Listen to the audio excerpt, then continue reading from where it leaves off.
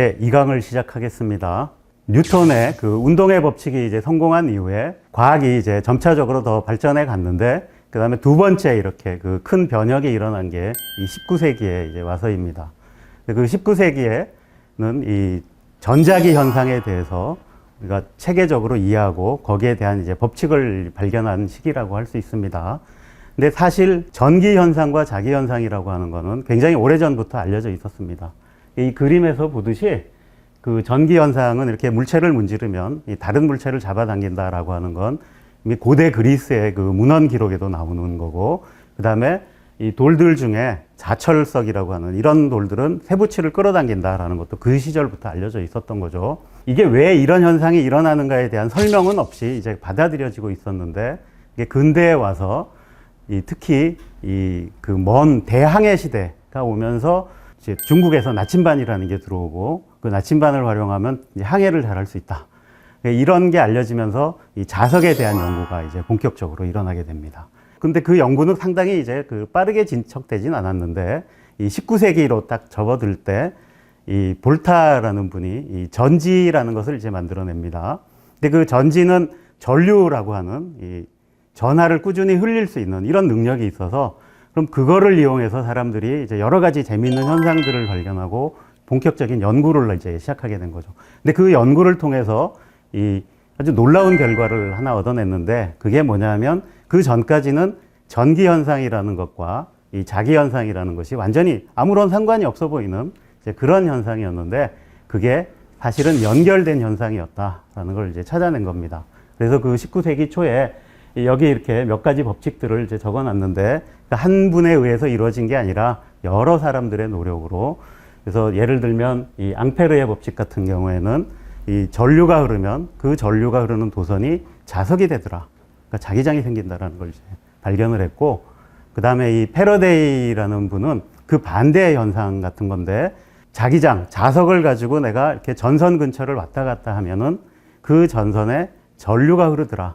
전기를 만든다라는 거였죠. 그래서 자석과 관련된 그 자기장이라는 것과 전류가 흐르는 것과 관련된 이 전기장이라는 것이 이 서로 연결되어 있다라는 걸 이제 깨닫게 됐고, 그거를 다 모아서 이 19세기 중반에 이 맥스웰이라는 분이 이 통합된 하나의 이제 이 전자기 법칙이라는 것을 이제 완성하게 됩니다. 이게 우리가 잘 알려진 여기 머그컵에도 적혀 있는데, 이제 맥스웰 방정식이라는 걸로 보통 이렇게 이제 이 표현을 해놓는 거죠. 워낙 그 공학도나 그다음에 과학도, 특히 물리학도에게는 중요한 방정식이기 때문에 이렇게 일반인들은 저게 뭔지 잘 모르겠지만, 우리에게는 중요한 이제 방정식이죠. 근데 저게 왜 중요하느냐라는 게 결국 그건 이제 20세기에 로 넘어오면서 이제 일어나는 일인데, 사실 그 19세기에도 그 전기 현상을 가지고 저거를 사람들이 실생활에 응용을 하기 시작하죠. 이게 전기의 시대가 온 겁니다. 지금도 여러분들이 이제 그 전기 없으면 아마 못 살 거라고 생각을 합니다. 죽을라 그러겠죠. 자, 근데 거기에 덧붙여서 그 20세기에는 우리가 이 물질이라는 것에 대해서 더 이해가 깊어지게 되는데, 사실 이 물질이라고 하는 것이 다 움직이고 다양한 이제 현상들이 일어나고 하는 것이 알고 봤더니 다 전자기력의 지배를 이제 받더라라는 걸 이제 발견한 거죠. 근데 사실 이게 물질이 이제 원자라는 걸로 되어 있고, 그다음에 그 원자라는 것이 이 전하를 띤 핵과 전자로 되어 있다. 그리고 대부분의 물질의 현상이 그 전자에 의해서 일어난다라는 걸 이제 깨닫게 됐기 때문에, 이게 결국 이 전자기력은 물질 세계, 그리고 그 안에 인간 세계를 포함해서 모든 세계를 이제 지배하는 힘이다라는 거를 이제 깨닫게 된 거죠. 그래서 사실 굉장히 중요하고 놀라운 법칙인데, 보통 여러분들이 이제 학생으로서 수업을 받거나 일반인들이 이제 배울 때는 뉴턴의 운동 법칙 배우고 다 지쳐서, 그다음에 이제 이 전자기 법칙, 훨씬 중요한 이 법칙은 뭔지 모르고 이제 잘 넘어가게 되는 거죠. 그 20세기에 와서는 그 이전의 법칙과는 전혀 다른 이제 새로운 이 법칙들이 이제 발견이 됩니다. 그러니까 그 중에 가장 중요하다고 할 수 있는 게 바로 이 양자역학의 법칙인데, 이 양자역학의 법칙은 우리가 물질 세계를 이해하는데 가장 중요한 이제 역할을 하게 됩니다. 그래서 물질이라고 하는 것이 이 원자로 이루어져 있다라는 것을 이 19세기와 20세기에 걸쳐서 초에 이제 알아내게 됩니다. 근데 그 원자를 이해하려고 봤더니 그 이전에 알고 있던 이 뉴턴의 운동 법칙, 그 다음에 이 맥스웰의 전자기 법칙만으로는 그 원자라고 하는 대상이 이해가 잘 안 되더라라는 거였고, 그 원자를 제대로 이해하기 위해서는 이 새로운 체계, 이 양자역학이라는 새로운 체계가 필요했다라는 것을 이제 발견하게 됩니다. 과연 그 어떤 과정을 거쳐서 그런 결론에 이르렀는지를 좀 간단하게나마 설명을 이제 해보겠습니다.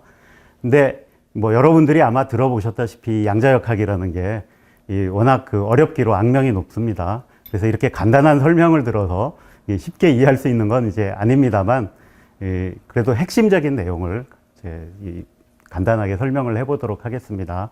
이 양자역학에서 가장 중요하게 이해해야 될 부분이 뭐냐면, 이 물질이 입자의 성질과 이 파동의 성질을 다 가지고 있다라는 이 입자 파동 이중성이라는 것을 이해하는 겁니다. 근데 이건 어떻게 발견이 됐냐면, 이 20세기로 넘어오면서 이 빛이라고 하는 것과 이 전자라고 하는 이 두 가지가 이제 그 물질을 이해하는데 중요하게 작용을 하는데, 이게 무엇인가, 실체가 무엇인가를 이렇게 보려고 하다 보니까 그 전에 빛이라고 하는 건 이 19세기 전자기 법칙에 의하면 전자기 파다라는 것이 이미 알려져 있었는데, 20세기로 넘어오면서 놀랍게도 이게 파동이라고만 해가지고는 설명할 수 없는 이제 그런 현상. 이게 대표적인 게 그 광전 효과, 그 다음에 그 후에 이제 콤프튼 산란 같은 실험들을 통해서 빛이 입자여야만 설명된다. 근데 여기서 입자라고 하는 건 그 입자가 이제 운동량과 에너지라는 이런 양들을 가지고 있다. 근데 이거는 파동이라는 거에선 생각해 보지 않았던 것이거든요. 근데 이런 게 있다라는 걸 알게 됐고, 그 다음에 전자라는 것도 이 원자 속에 전자가 있다라는 걸 발견된 이래로 그 전자의 여러 가지 성질을 연구해 봤는데, 그 전자가 당연히 그 원자에서 나왔으니까 입자라고 생각을 했는데, 반대로 이 파동의 성질을 가지고 있더라라는 걸 이제 발견하게 된 겁니다. 이것을 이제 명확하게 보여줄 수 있는 이 실험이 바로 이 입자라고 생각한 전자를 이용해서 이 이중슬립 간섭 실험을 이제 한 것입니다. 지금 여기 이렇게 보여주는 같은 이런 그 실험을 통해서 내가 이 전자를 잘 조절을 해서 전자를 한 개씩 보내는 겁니다. 그러니까 그렇게 보내서 이 이중슬립을 통과를 시켰을 때, 그럼 이게 과연 간섭이 나타날 것인가를 해봤는데, 지금 이렇게 보듯이 하나씩 나타나서 처음에는 이게 간섭이 일어난다라는 것을 이제 알 수가 없는데, 수많은 전자를 다 보내고 났더니 이렇게 간섭 무늬가 생기더라라는 것을 이제 볼 수 있는 거죠. 그러니까 이 입자도 간섭이 일어날 수 있구나. 그래서 이 입자성과 파동성이 동시에 다 가질 수 있다라는 걸 이제 봤던 거죠. 근데 빛에 대해서도 마찬가지로, 그러니까 우리가 빛에 대해서 봤던 그 간섭이라고 하는 것이 빛 알갱이인 광자가 하나씩 가지만 그게 많이 모여서 이 간섭이 일어나더라 라는 것을 이제 이해를 한 것입니다. 이 두 개가 연결되어 있다라고 하는 것을 이해하는 게 이제 양자역학의 가장 핵심적인 내용이 됩니다. 물질의 입자파동 이중성을 상징하는 상수가 바로 이 플랑크 상수입니다. 이 플랑크 상수는 이 파동성을 나타내는 파수를 이 입자성을 나타내는 이제 운동량에 연결을 시켜줍니다. 그리고 이 입자파동 이중성에서 나타나는 이 가장 중요한 내용이 바로 불확정성 관계입니다. 이 파동에서는 이게 굉장히 자연스러운 관계인데, 이 파동은 중첩을 통해서 이 다양한 파동의 상태를 만들기 때문에 어떤 폭이 좁은 이 파동을 만들려면 이 다양한 파장, 그러니까 파수가 다양한 이 파동을 이 중첩을 시켜야만 됩니다. 그러니까 이때 이 파동의 폭을 좁히려고 하면 할수록 이 파수가 더 넓은 범위의 것을 중첩을 시켜야 됩니다. 근데 이 관계가 이 입자로 넘어오게 되면 이 위치는 그대로이지만 이 파수에 해당하는 게 이제 운동량이 되기 때문에 이 우리가 입자의 폭을 좁은 영역으로 이제 제한을 주려면 이 그 운동량이 더 넓은 이 상태들을 이제 중첩을 시켜야 됩니다.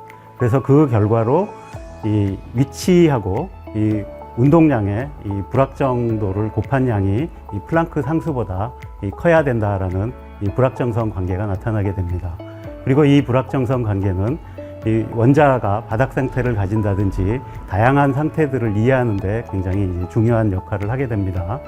그리고 이 입자 파동 이중성에 의해서 나타나는 이 입자가 간섭한다라는 그러니까 간섭 현상은 일어나지만 하나하나 검출된다라는, 그러니까 그 문제를 해결하기 위해서는 결국 우리가 이 파동함수에 대해서 이 확률 해석을 해야 된다라는 것이 그 당시의 결론이었습니다. 그 확률 해석을 해야 된다라는 게 그 당시로서는 너무나 획기적인 아이디어여서 이 많은 사람들이 받아들이지는 못했는데, 그러니까 그 중에는 그 유명한 이제 아인슈타인도 있었고, 그 슈레딩거 방정식을 만들었던 바로 그 본인인 슈레딩거도 이 확률 해석에는 계속 반대를 했었습니다. 그렇지만 다른 많은 사람들이 그렇게 해야만 우리가 이 물질이 가진 이제 이 성질을 제대로 이해할 수 있다 해서 받아들여지게 된 거고, 그다음에 이런 이 확률 해석을 했을 때 그보다 더 사람들을 이제 당황하게 했던 거는 그 측정에 대한 이 의미가 새로 달라져야 된다라는 것이었습니다. 그래서 이 뉴턴의 그 역학 체계, 운동 역학 체계나 그다음에 맥스웰의 전자기 법칙 체계에서는 측정이라고 하는 건 내가 얼마든지 우리가 측정하려고 하는 대상을 건드리지 않고 정보를 얻어낼 수 있다 했는데, 이 확률 해석이 이제 제대로 되려면 그거는 불가능하다. 왜냐하면 우리가 측정을 할 때마다 이 대상이 그 측정에 맞춰서 변해야 된다라는 이런 결과를 가져왔던 거죠. 그래서 지금은 이제 이런 것들을 이제 다 받아들여서 그걸 이제 이 양자역학 체계 안에서 이해를 하고 있는 겁니다. 근데 이 과정이 사실은 어려워서 지금도 많은 사람들이 이제 받아들이기 어려워합니다. 심지어는 이 물리학과에 전공하러 온 학생들도 굉장히 어려워해서 저도 수업 같은 거 할 때 이런 거 설명할 때 잘 모르겠으면 이제 일단 외워라. 그러고 계산하다 보면 언젠가 깨달음이 온다. 이제 이렇게 이제 설명하고 넘어갑니다. 근데 저 양자역학이 이제 자연에 대한 법칙으로서 중요하게 된 것은 그거를 통해서 우리가 물질에 대한 제대로 된 이해를 얻었기 때문입니다. 그래서 그게 이제 어떻게 일어났는가라는 건데, 그러니까 우리가 원자라는 거를 이해를 한 거죠. 그러니까 그 원자는 이미 화학 같은 데서 물질을 이루는 기본 구성 단위다라는 건 알고 있었는데, 그 20세기에 와서 그 안에 핵이라는 게 존재하고, 그 다음에 그 핵 주위를 이렇게 전자가 돌고 있다라는 이런 이제 그림을 만들어냈는데, 사실 그 그림은 잘못된 그림이고, 사실은 그 핵 주위의 전자가 어떤 형태로 이렇게 분포를 하는 상태를 만든다라는 건데, 그러니까 그거를 이제 이 양자역학에서는 이 전자의 이제 고유 상태라고 부릅니다. 그래서 저 고유 상태라는 게 어떤 상태다라는 거를 이 양자역학을 통해서 이제 완벽하게 이해를 하게 된 거죠. 그래서 이 원자에 대한 이 양자역학의 법칙, 그러니까 그게 결국 슈레딩거 방정식이라는 걸 이제 푸는 것인데, 이게 그 슈레딩거 방정식을 풀어보면 이 핵 주위에 전자가 있으면 이런 그 파동함수들이 이런 형태를 가진 여러 가지 상태들을 가진다라는 것으로 나오고, 그 상태마다 가지고 있는 에너지가 이렇게 띄엄띄엄한 값을 가지는 양자 상태에 있게 된다. 이런 거를 발견을 했던 거죠. 그럼 이 그림을 가지고 일반적인 원자, 그러니까 그 원자에는 전자가 굉장히 많습니다. 그럼 그 전자가 많아질 때는 어떻게 되느냐? 이제 이런 것들을 이제 설명하는 법칙들을 이제 알아냈던 거죠. 근데 물론 이 법칙은 앞에서 설명한 것보다 더 왜 저렇게 되느냐를 설명하기가 더 어렵습니다. 그러니까 여기에는 양자역학뿐만이 아니라 이제 특수상대성까지 고려를 해보면 이 모든 입자라고 하는 것은 이 질량과 스핀이라는 걸 가지고 있고, 그 다음에 그 스핀이라는 것이 이 양자화돼 있어서 반정수의 이제 배수로만 된다. 그래서 뭐 0, 2분의 1 이런 이제 식으로 돼야 된다라는 거였고, 전자라고 하는 것이 이제 스핀이 2분의 1이라는 것을 이제 찾아냈습니다. 근데 이렇게 스핀이 2분의 1인 입자가 있으면 이 양자역학에서 새로운 이제 문제가 등장을 하는데, 그게 뭐냐면 여기는 이 동일한 입자의 문제라는 겁니다. 그러니까 양자역학은 저 불확정성 원리 때문에 똑같은 입자가 여러 개 있으면 구별을 못 한다라는 거였고, 그러니까 그것 때문에 같은 상태에 이 두 개의 그 같은 입자가 들어갈 수 없다라는 이제 이런 어려운 얘기가 이제 적용이 돼야 된다. 근데 이거를 이제 발견한 사람을 이름을 따서 이 파울리의 베타 원리라고 합니다. 자, 앞에서 얘기했던 그 확률 해석이나 아니면 이 측정의 문제보다 더 이게 무슨 얘기인지 모르는 얘기죠. 그래서 보통 이제 대학에서 이 양자역학을 3학년 때 가르치는데 이런 내용이 이제 2학기 때 나옵니다. 그럼 다시 한번 반복을 하죠. 잘 모르겠으면 일단 외워서 계산부터 해봐라. 이렇게 넘어갑니다. 그래서 여러분들이 이게 무슨 소리인지 하나도 모르겠다. 굉장히 자연스러운 겁니다. 네, 어쨌든 이런 것들을 통해서 이 원자의 상태가 어떻다. 그래서 결국 이런 상태들의 이 전자를 같은 상태에 하나, 여러 전자가 못 들어가니까 차례차례 채워나가는 것이 바로 이 원자가 이렇게 생겼다라는 거고, 그래서 이 원자가 이제 118종류가 있는데 그 118종마다 왜 다 다른 화학적 성질을 가지고 있나를 이 전자가 이런 다른 상태로 존재하기 때문이다라는 것으로 이제 다 이 설명을 하게 된 거죠. 그러니까 그래서 이 양자역학이라고 하는 것이 그 가장 큰 성과는, 그러니까 우리가 그거를 통해서 이 원자를 이해하고 다시 그 원자로 이루어진 물질들을 이해한 것이다. 그러니까 이걸 통해서 물질에 대한 이제 새로운 세계관을 얻어냈던 거죠. 이제 우리가 이 물리학에서 그 발견했던 중요한 세 가지 이제 법칙을 이제 살펴봤습니다. 그래서 이 물리학을 시작하게 된 거는 이 뉴턴이 운동의 법칙이라는 걸 제시했기 때문이고, 그다음에 그 운동의 법칙을 통해서 물체의 운동을 체계적으로 이해하는 방법을 배웠던 거죠. 그럼 우리가 그 체계 안에서 이 운동을 이해하려면 뭘 해야 되는지가 분명해지는 거죠. 물체에 작용하는 힘들이 무엇인지 알아내서 그거를 수학적으로 풀어냄으로써 예측을 할 수 있었던 거고, 그게 굉장히 잘 맞았기 때문에 사람들이 이제 받아들이게 된 거죠. 그럼으로써 과학이라고 하는 것이 이 세상을 잘 설명할 수 있구나라는 거에 대한 믿음을 얻었던 거고, 그 믿음이 많은 사람들에게 퍼져나감으로써 이 근대라고 하는 새로운 세상이 이제 열릴 수 있었던 겁니다.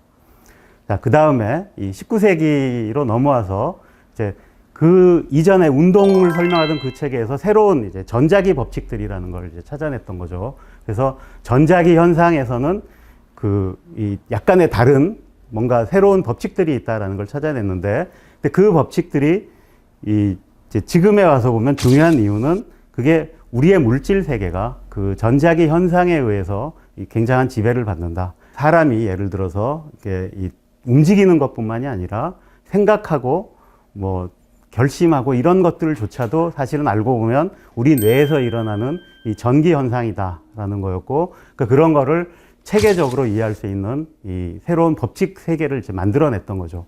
근데 여러분들이 지금 보시면 그 19세기에 찾아낸 그 전자기 법칙이 여러분들 생활을 얼마나 지배하고 있나를 이제 느끼실 수 있을 거예요. 그래서 전기라는 게 없다면 여러분들 생활이 굉장히 불편할 거고, 그 20세기의 문명을 만들어내는데 그 전자기 법칙에 대한 이해가 바로 밑바탕이 됐다라는 겁니다. 자, 그러고 20세기에 넘어와서는 이 양자역학의 법칙이라는 또 새로운 이 법칙 체계를 이제 만들어냈는데, 그 양자역학의 법칙이 바로 원자라고 하는 이 물질을 이루는 가장 기본 단위를 잘 이해할 수 있게 했고, 그다음에 그 물질이 모여서 어떻게 이 분자도 만들고 고체도 만들고 이런 것들을 이제 다 설명할 수 있었던 거죠. 물론 그 과정이 상당히 이제 어려운 내용들이어서 이 보통 사람들이 이해하기는 좀 이제 굉장히 어려워졌습니다. 그래서 전문가의 이제 이 손길이 필요해졌는데, 어쨌든 그 과학자들의 노력으로 드디어 왜 우리가 보는 그 물질이 이제 어떻게 움직이나를 넘어서 그 물질이 왜 그런 형태를 이루고 그런 성질을 가지고, 뭐 예를 들면 어떤 물질은 전기가 잘 통하고 어떤 물질은 전기가 안 통하고, 그러니까 이런 것들을 이제 찾아냈던 거죠. 자, 그거의 결과로서 어떻게 보면 가장 우리가 내세울 만한 과학자들이 자랑스러워할 만한 것이 무엇이냐 하면 이 반도체라는 새로운 물질을 찾아냈다라는 거죠. 네, 그 반도체에 대해서 이해를 하게 되면서 그 반도체가 전기가 잘 안 통하는데 거기에 전기를 잘 통하게 하는 방법을 찾아낸 겁니다. 불순물을 적당히 잘 넣으면 된다. 그렇게 함으로써 그 반도체의 성질을 이용해서 이 도체처럼 쓸 수 있고, 근데 그거를 보니까 이 전류의 흐름을 제어할 수 있다라는 것도 찾아냈고, 그래서 그 증폭 같은 신호를 증폭하는 이런 걸 만들어낼 수 있고, 그게 계속 이어져서 지금의 이제 이 컴퓨터까지 이제 나올 수 있었던 거죠.